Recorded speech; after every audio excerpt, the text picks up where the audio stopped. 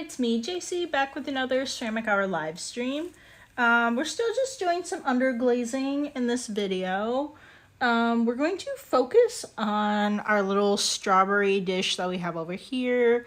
And I think we might start on doing some underglaze on our little toast dish over there. We'll just kind of see how the layering goes.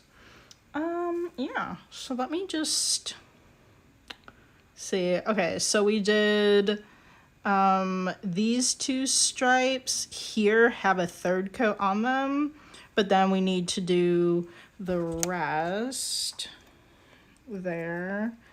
Okay, and then we have one coat down on the for like the red on the side, and then we did do the inside once over. I just open this up, and yeah, these brushes should be clean, so we can just get started. The underglaze looks a little, I don't know, it looks a little bit like it might be on the thick side, but we'll just kind of see. Sometimes I need to add a little bit of water to it inside the little cup there. I think it's okay.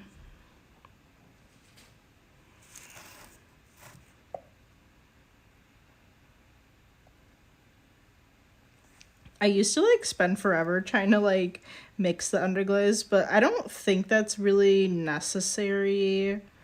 I think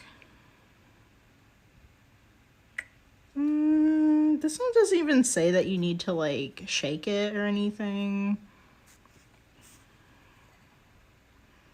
It's really typical to have to like shake or like mix your glaze, and that's like what I'm used to.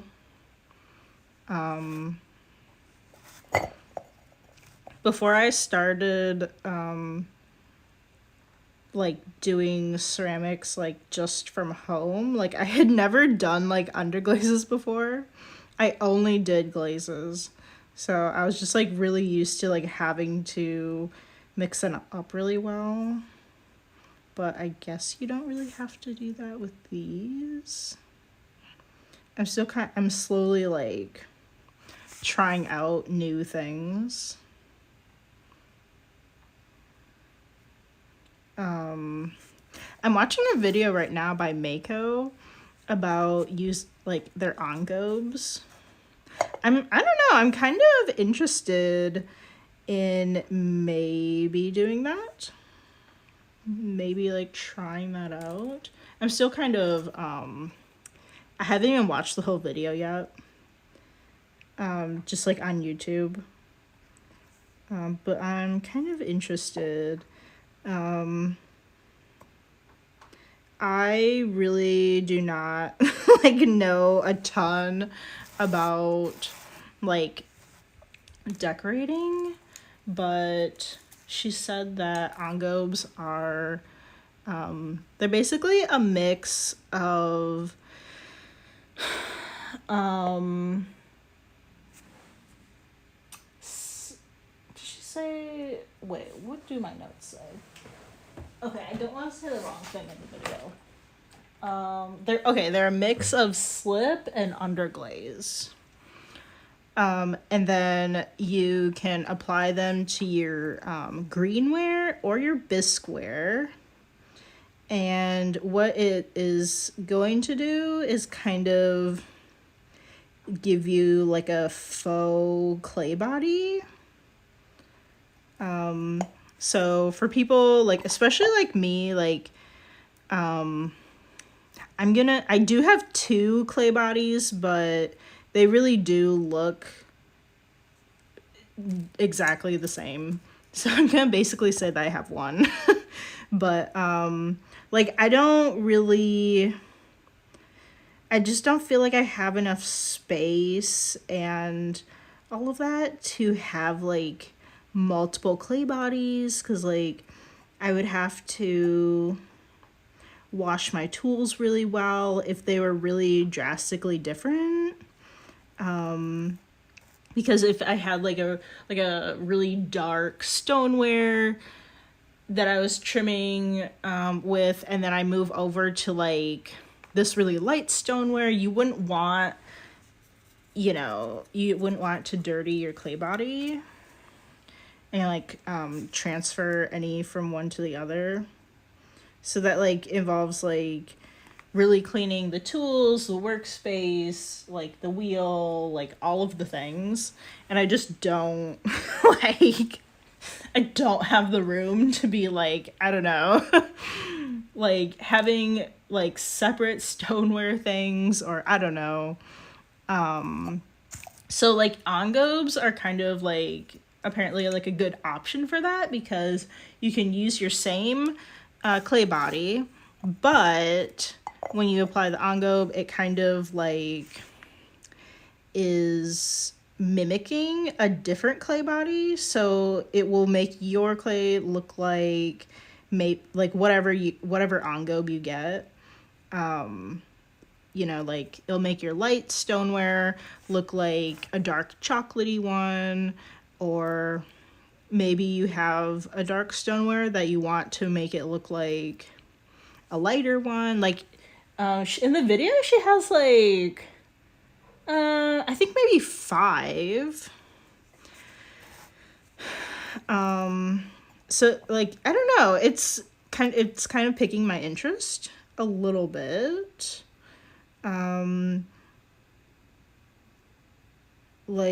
There is like a speckled one, and I do kind of want to try like a speckled clay. I just haven't really like gotten to it yet. There's just all of that. I mean, even with like the engobe thing, you'd probably want to make like test tiles of everything and see how it looks. But I'm still backed up on just like making test tiles for just like all the glazes that I have at the moment. Particularly with like the combinations. It's just like there's so many combinations. And then like if I got a different clay body, or even just like use the engobes, like I would have to make more test tiles of that too. The whole thing is just, it's a little bit much. But I don't know. Maybe when I feel like the time is ready, I'll try that out. Because that sounds kind of fun. And you don't like, it's not like this huge investment of like buying a large bag of clay. Because like, I mean, the clay's like not so much. But I mean, if you really don't like it though, and you don't use it, it is kind of a waste.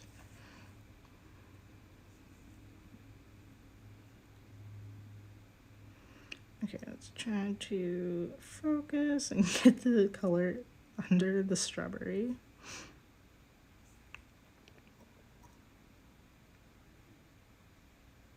Okay.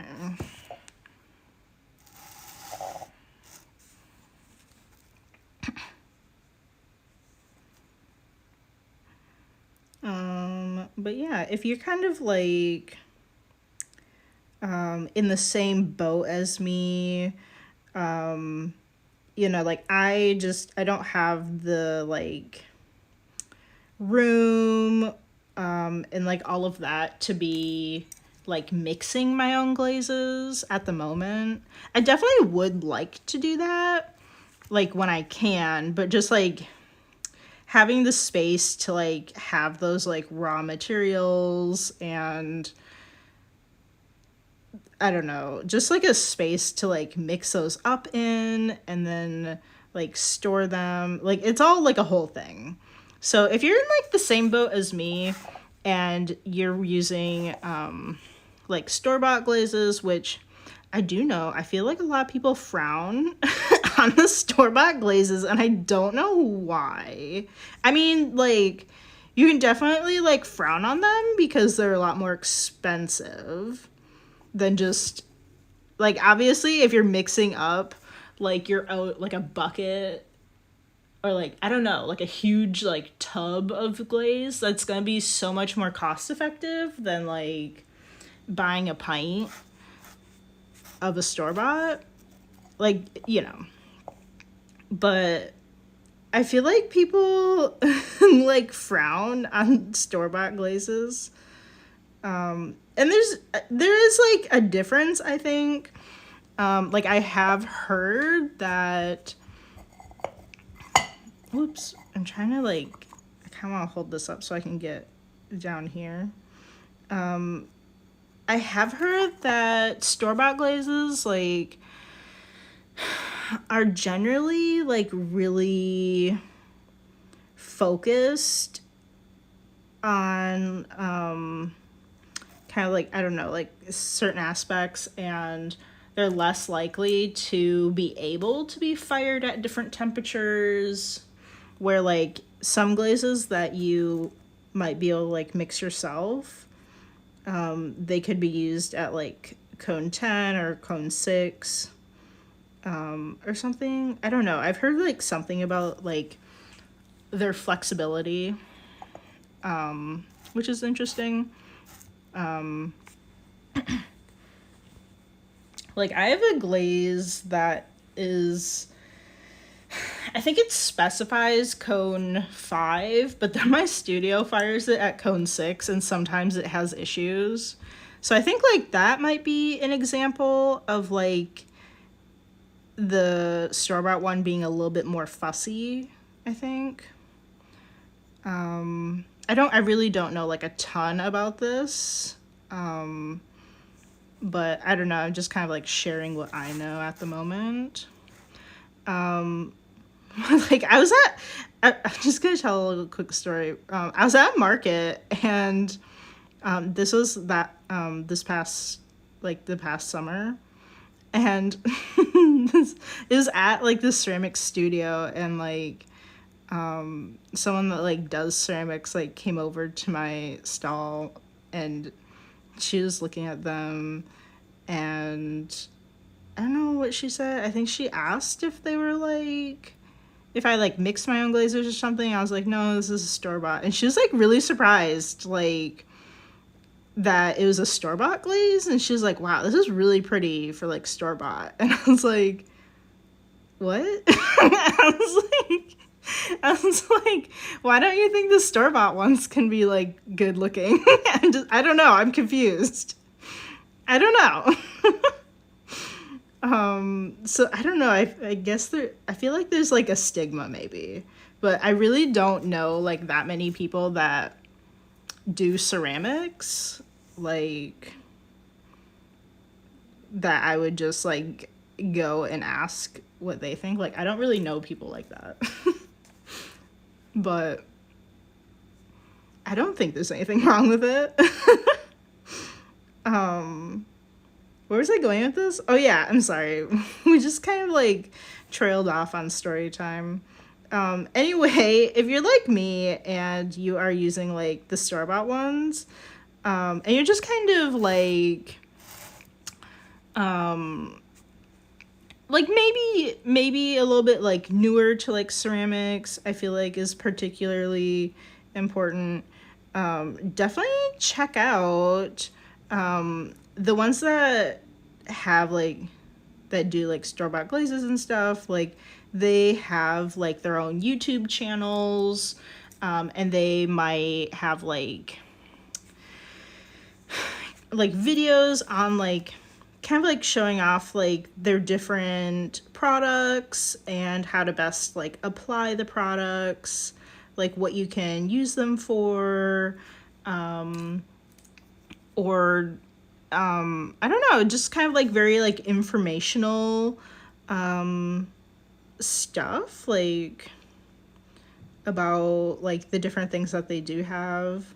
Not just the glazes, but you know, like Mako has the engobes, or they also have like underglazes. I don't know if they particularly have any videos like on the underglazes or anything, but some things are a little bit more like odd offerings. Like, I don't know who does it. I don't know if it's Mako, but that one brand that does Stroke and Coat, like Stroke and Coat is pretty weird.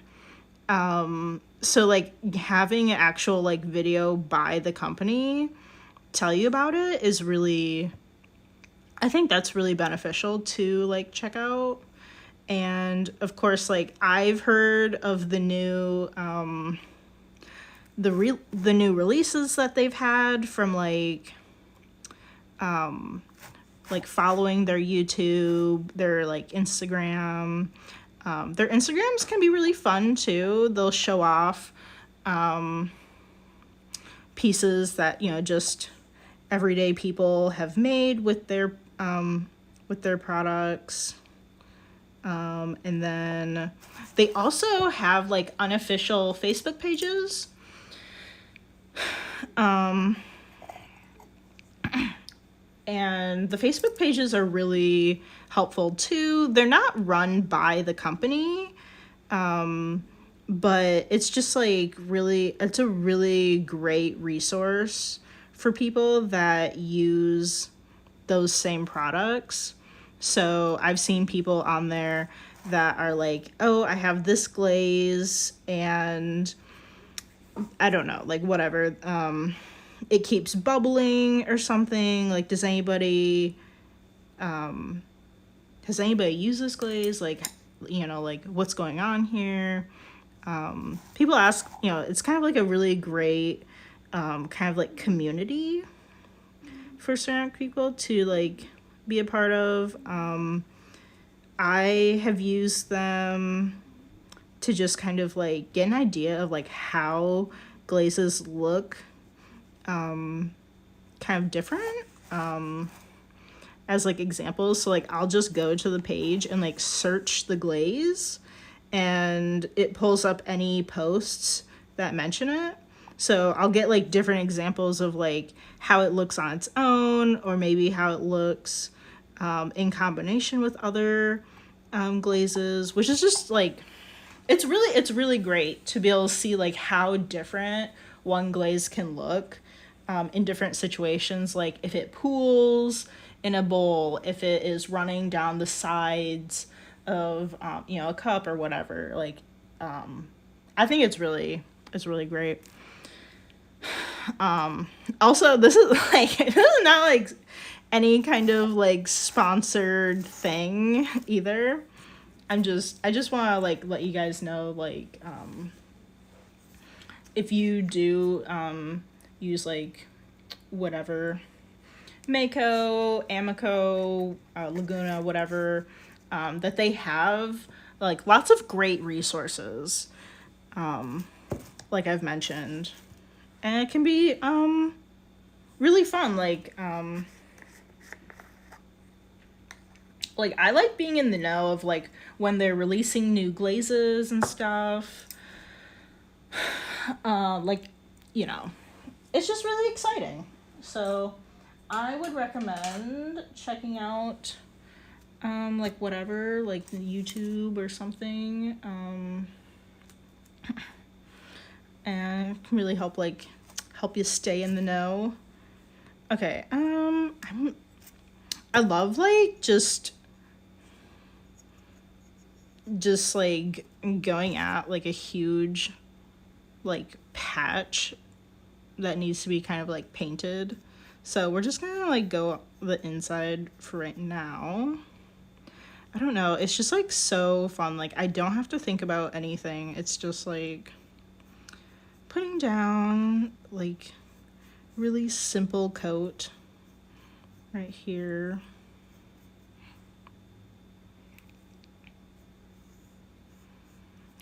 Do. What else is going on? Next weekend, I'm really excited. Here in Portland, Oregon, at the convention center, they are going to have a, I don't really know what it is. It's called the Ceramic Showcase. And I don't know, just gonna be like, I don't know, like ceramic things. I literally have no idea like what is happening.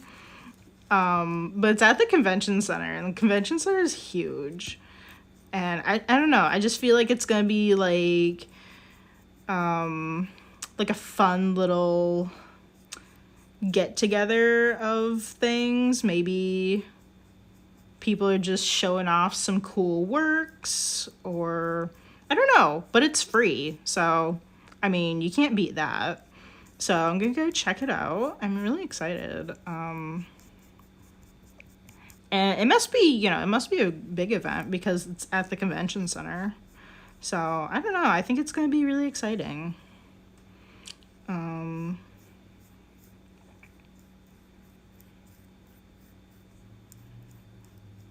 don't know.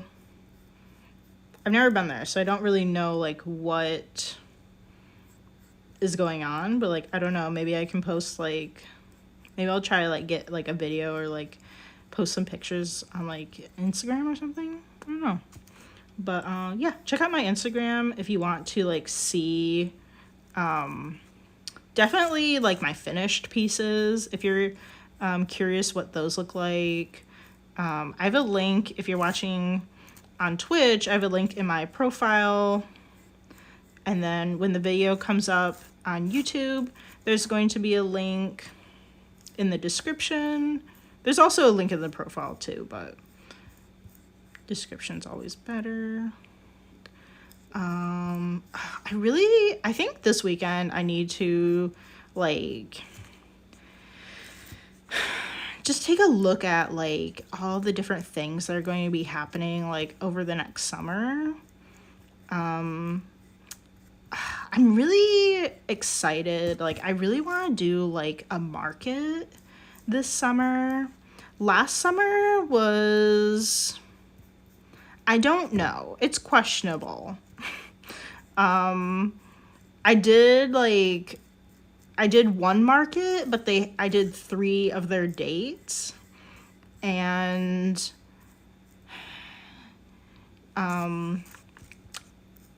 my partner's mom came out and bought a bunch of stuff on like 2 out of the 3 dates. And if I don't count like those sales, then I lost money on the market. But like, I don't know. I feel like she probably would have bought stuff for me anyway. Like, I don't know. I feel like it's kind of only fair to like count the people that I don't know personally. Like, they showed up at the market and they just bought stuff. Like, I feel like that makes the most sense, because I feel like I would have like sold things to her anyway. Kind of, I don't know, it's kind of complicated, I think. But I don't know. I don't know what to make of it. It was like definitely the last day of that market was so slow. I think it had some good traffic at the beginning. But then I think people stopped going to it, or like we're hearing about it a lot less from like postings and stuff. Like, I don't know. I'm not really sure, but I think like I don't want to do like that market again, unless it was like pretty different. But I don't know. I'm really interested to see like what else is out there. It's kind of sketch to just I'm like, just go, like, be a vendor at one without ever, like, seeing it. So I don't really know. There are not a lot that I've actually been to. I am interested in doing, like, our Saturday market. Like, every Saturday, just mostly in the summer, but it does go, like, outside of summer. There's a market that's downtown.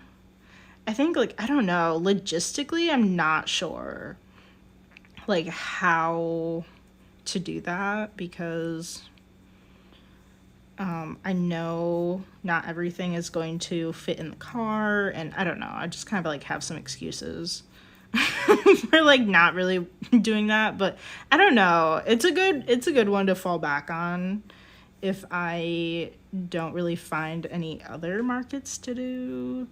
Not really sure.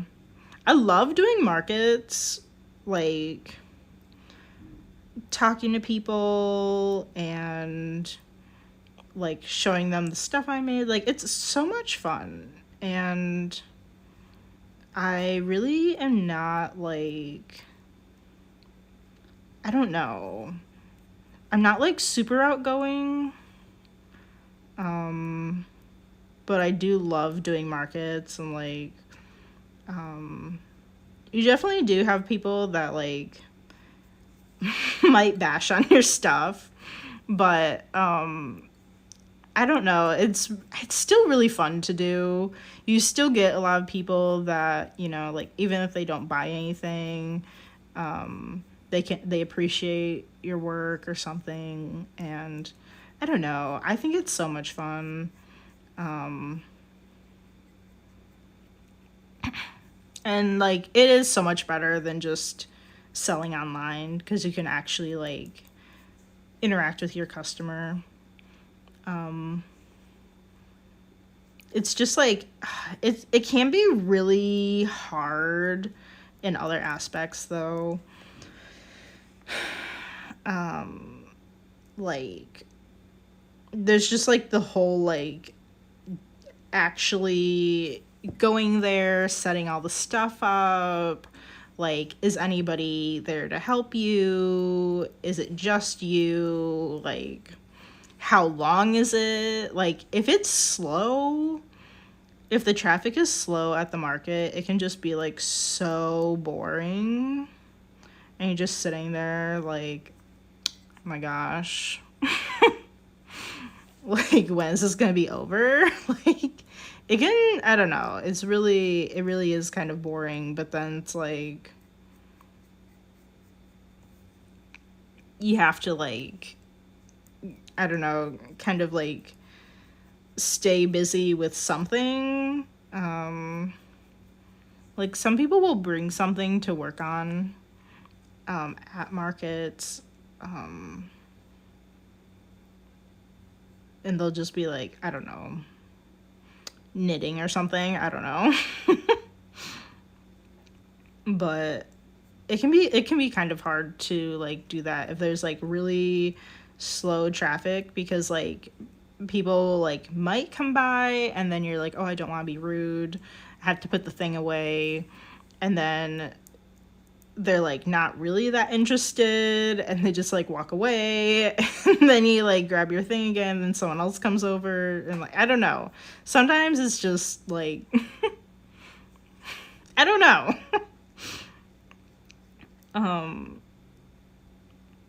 But, like, when it's, like, a bit busier, it's, like, it's so fun. I think it is a lot of fun.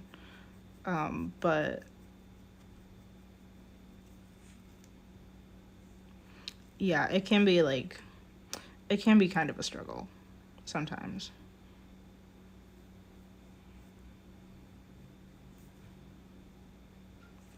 So, I don't know, I'm gonna have to see, I don't know, I might ask around and see if anybody knows about any markets that I just have not heard of. I think there's a lot going on here in the city, but not everything is, like, super great.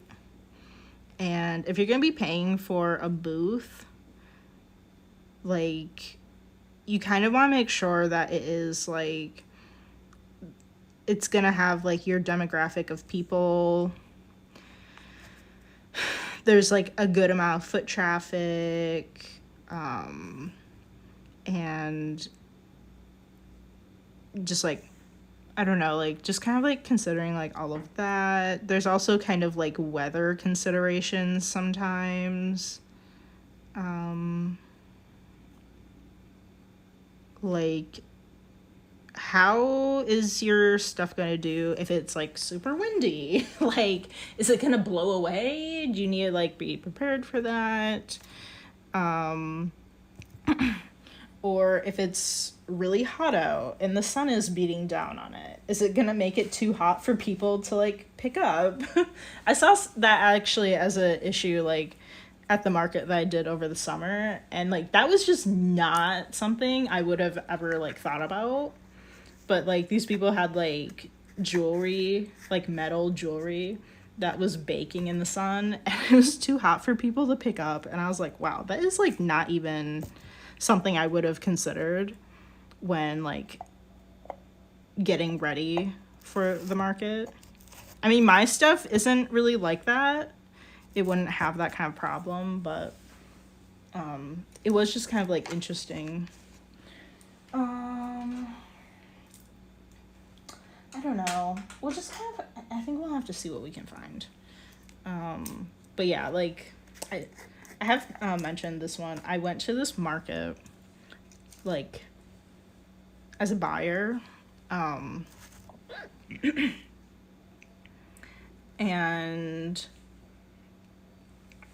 I don't know, it happens every so often. I don't think it's once a month. I think it's less frequent than that, but it's more than, like, once or twice a year. So I was kind of, like, eyeing this market, and I was like, you know what, I think I'm gonna check it out before I do, like, a vendor application. And the one time that I went to it, like, there was, like, literally nobody there. Like, not literally, but there's, like, I don't even know, maybe like 6 to 8 booths of people selling stuff.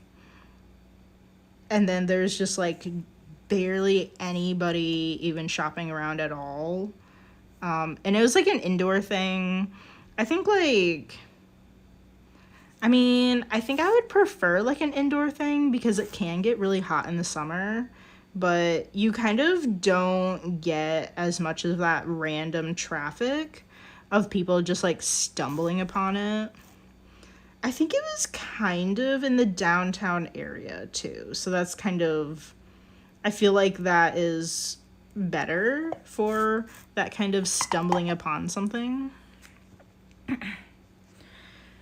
And I was like, oh my gosh, like, if I did this, like, a booth there was like $100, which, like, compared to, like, some things, it doesn't sound like a lot, but the fact that these people paid, like, $100 for that one day, and, like, there were barely any other vendors there, and, like, barely any traffic at all. It was just, like, I can just see that as a waste of money. Like, it just did not look good. And I was just like, what happened here? Like, like, I don't know. I just can't really, because, like, the reason you're paying, like, your vendor fee is, like, to cover, like, that management that they do to, you know, draw the customers in. And I'm just like, did you guys like not do like anything? Did you just like make like one like Facebook post and then like that was it? Like, come on now. Like they got like, I don't know, somewhere around like six to like 800 or something dollars for those people being vendors, and like that's a lot of money. Like, and then they just like didn't do anything with it. I mean, maybe this sounds like kind of harsh, but I'm just kind of like, I mean, if you're gonna charge that much to be a vendor there, like you kind of need to follow through and not disappoint when the day comes. Like, I mean, I don't know a ton about like how to best like draw people in, but like, you have to really get the word out. And I just I feel like they didn't really do that, or I don't know. But I'm just like, I mean, that was only one day that I went to this thing. Maybe there's, I don't know, maybe there's something else going on downtown or something drawing like mass attention that day. I'm not really sure. But I'm just like, I don't know. It's really like sketch to like be a vendor at a place that like you haven't done before, because you kind of like don't really know what that's gonna look like unless you've been to the event. It can be really hard to tell like how well something is going over just by like pictures on Instagram, like how the foot traffic is and stuff. I feel like that can be hard to tell. I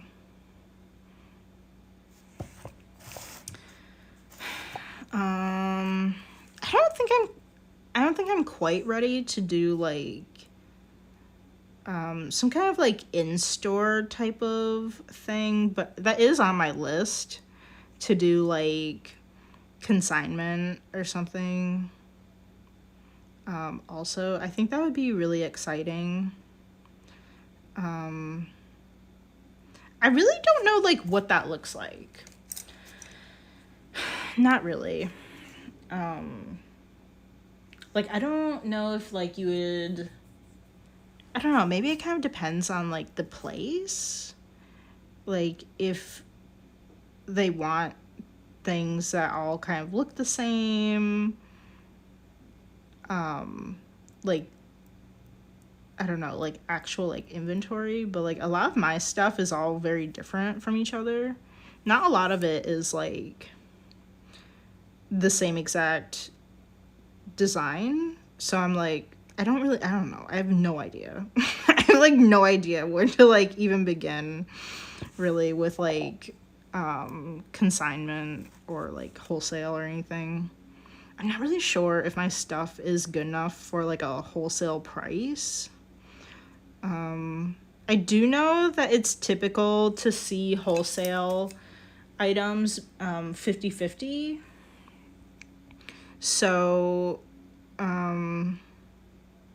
you could, so if the store wants to buy your stuff, they're gonna sell it for the same price you do, and you're gonna get 50% of that cost. Like they're buying it from you,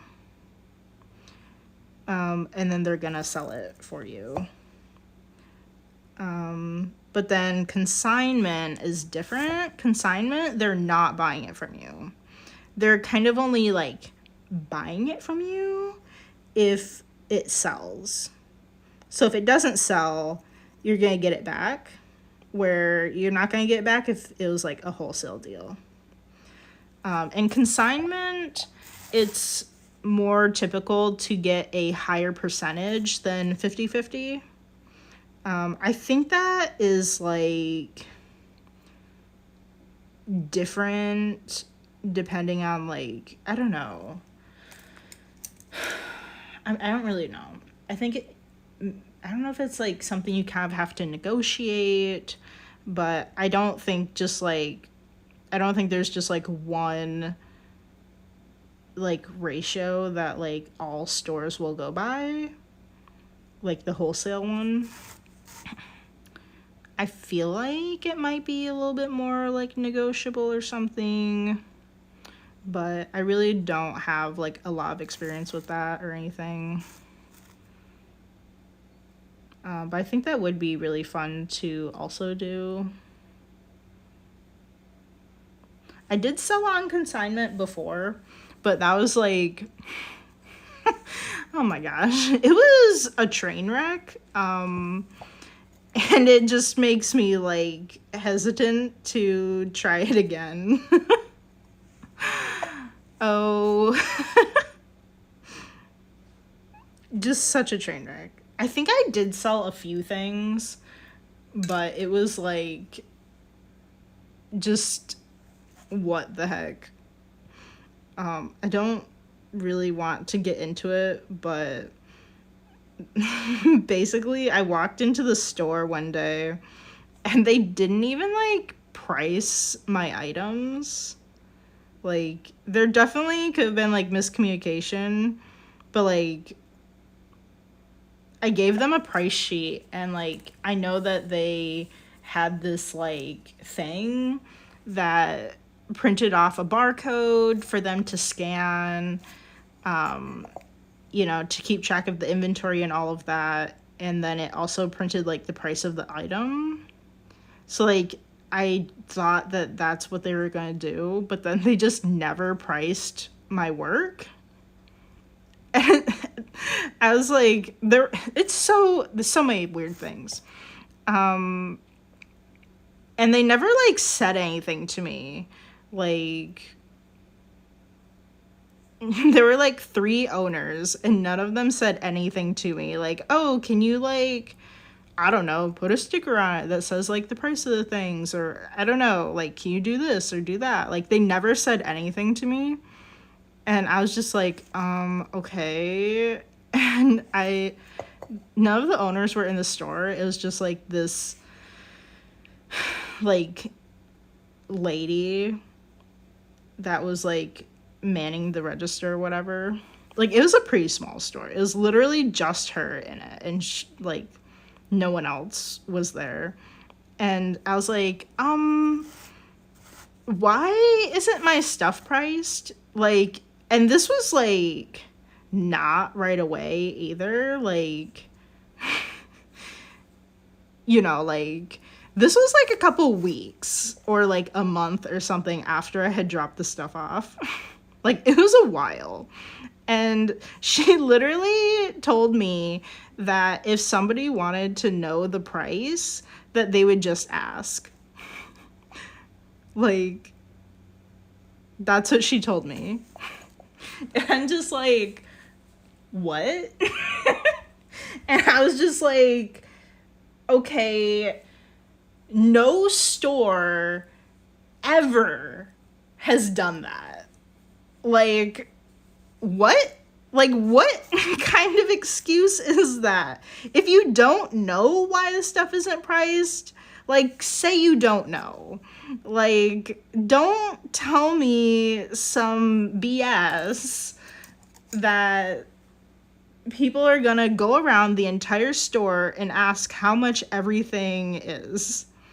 Because no, that's not how stores work. I'm sorry, I have mentioned this story before and it makes me so mad. But I'm just like, I wanted to shake her and be like, you're not making any sense right now. Like, oh my gosh, I was telling this story to my partner and he was like, you should have like sent like a friend into the store like later and had them ask the price of like every single thing in there, and then be like, oh, whoops, I forgot how much this was. Can you tell me again? Like, like have this like secret shopper go in and show her like how ridiculous that was. Like, can you imagine just literally going into any store and then nothing has a price on it? Which, like, is not even the case. Like, some things in the store did have price tags on them. So, nothing makes sense. Just nothing makes sense at all, I think. But I'm just like, oh my gosh, that would have been so great if I got, like, a friend to go into the store to do that. Because I'm just like, lady, in what world even does that sound like it makes any sense whatsoever? And I'm just like, what the heck? And like this lady like legit got mad at me, and I'm just like, you're not the one trying to sell stuff. Like, this isn't even like your store, your business, or anything. Like, because I knew who all the owners were. Like, I've seen them and stuff. Like, I knew she had nothing to do with, like, owning this store. And I'm just like, what the heck? Oh, my gosh. I don't know. I was so confused. Probably just so utterly confused that anybody would say that as a reasoning, that I just didn't even know what to do. Like, I don't know.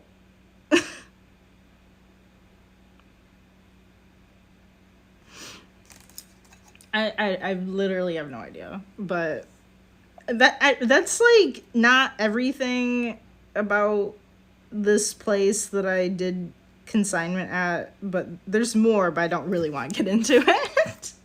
But it was like a dumpster fire situation, and I'm just like, what the heck? And I'm like, I don't know. And I told them I've never done this before. So it's like, I literally don't care if you guys have to, tell me, like, can you do this? Can you do that? Like, I don't know. Like, I literally had no idea, like, what to expect. Like, if they wanted me to price things myself, like, I totally could have done that. But, like, no one said anything to me. I don't know. Like, I just assumed that they would do it. I have no idea.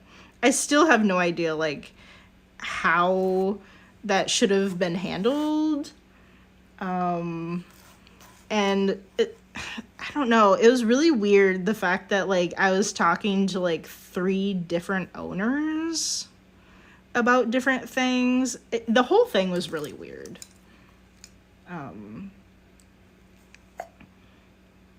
Anyway, what we got? We have a couple more minutes. Let's see. I think... Well, we can definitely finish up these stripes. And then, I don't know, maybe a coat on the inside. That's pretty quick.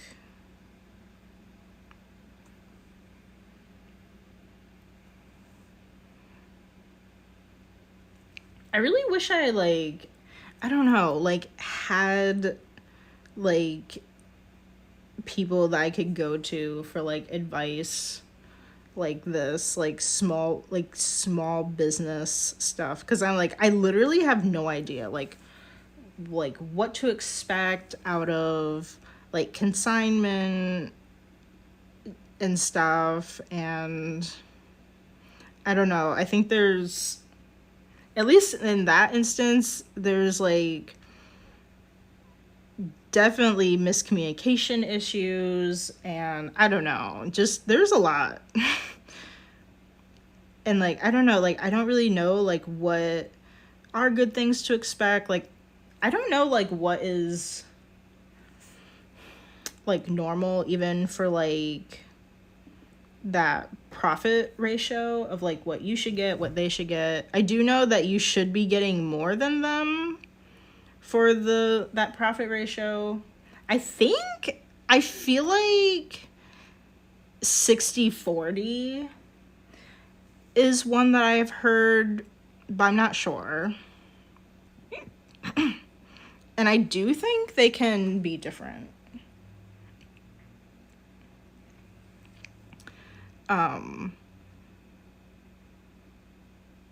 But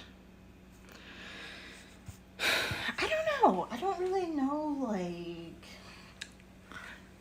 if there's, I mean, there are like Reddit pages and stuff, but it's kind of different when you are somebody that makes art, but you're trying to get it in stores, because a lot of people, I feel like, are like that traditional artist, and they're trying to get their work into like galleries or something. So like even like going to the artist community for like advice is not always like, it's not really a go-to kind of option. I don't think this is dry yet. I think because I closed it, it's not dry. We got like 10 minutes. I'm gonna do 2 for 10 minutes. Maybe we'll do the toast. Okay, so we've got 4 coats. Yeah, we have 4 coats for the stripes. Where is my sticker? And then we have 2 coats for the inside. For that inside red color and the outside red. Okay. And I don't know, I think we could do, let's try to do like a coat for the toast. This is the test towel that I have. I'm thinking about this lighter one. I think that should be fine. And I'm going to, so that's for like the outer crust. And then I'm going to add white to it for like the rest. I don't know, I feel like this is too dark, but I'm not really sure. I'm kind of having a hard time like envisioning it. Let me see what brushes I've got.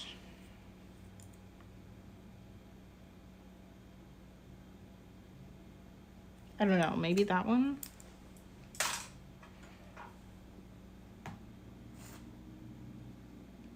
Okay.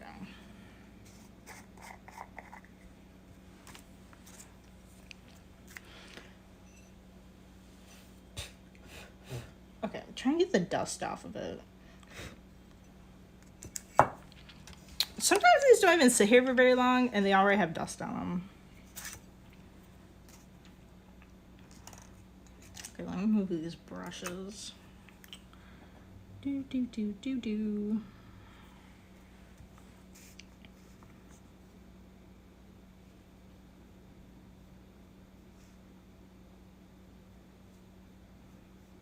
Okay, I want to try to make this an even coat. I've decided for these that we're only going to go down the side a little bit. I had some weird stuff go on when went like pretty far down. I don't know, I'm not sure. Like in some of my stuff where the underglaze didn't have the glaze on top of it, it was kind of like chipping off and just being kind of weird. So if that wasn't an issue, I would like to go all the way down, but I'm going to just like maybe go down like a little bit, maybe like here or so with it, and then make sure that when I glaze them, that the underglaze has been like fully covered. Wow, I really wish I really wish I could like get a better visual on this. It's really hard because I really want to like look at it like directly above it, but then that's kind of like where I'm trying to put the camera. Oh, awesome. One of the bristles from this cheap little brush just fell into the underglaze. That's definitely like one of the most common issues with using a cheap brush is that they do lose their bristles very quickly and for no particular reason, just because they're cheap. So there's that.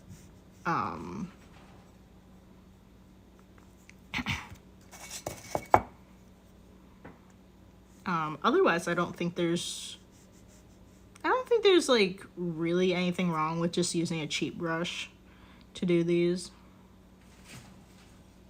And I mentioned that in like our other underglaze video too.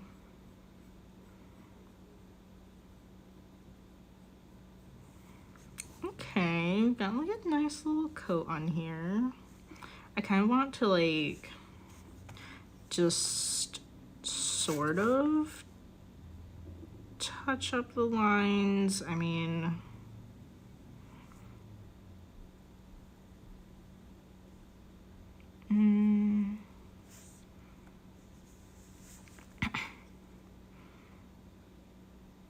I want to like add a little bit in some of these areas, but I do usually go through like after all of it is on there. I'll just kind of like take a brush or a sponge and kind of like remove any areas like the brush kind of like fell a little bit further down over here.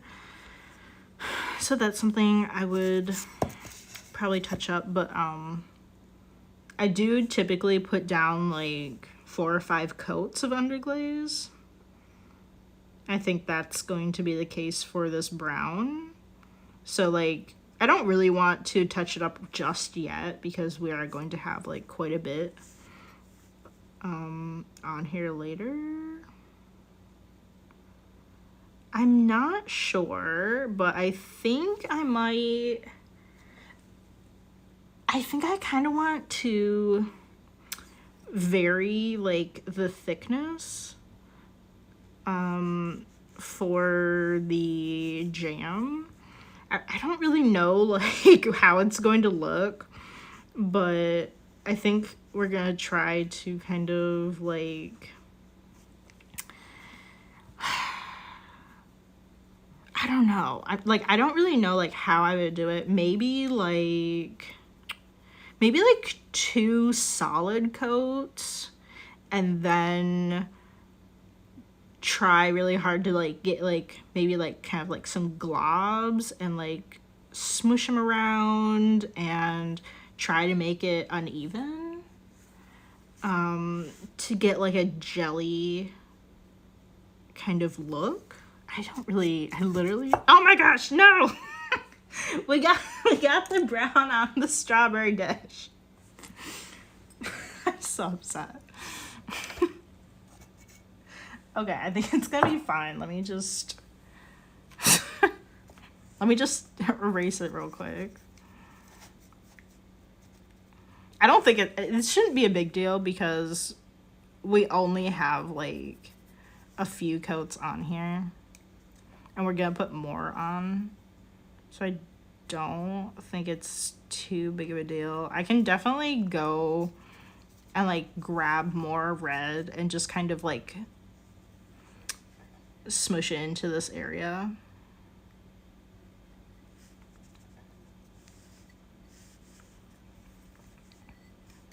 because we are going to have kind of like a little hole there.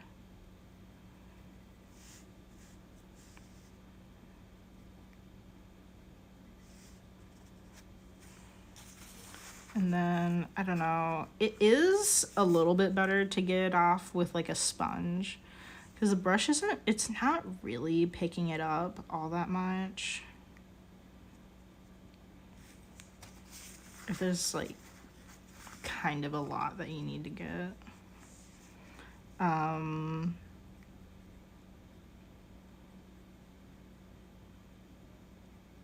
don't really know.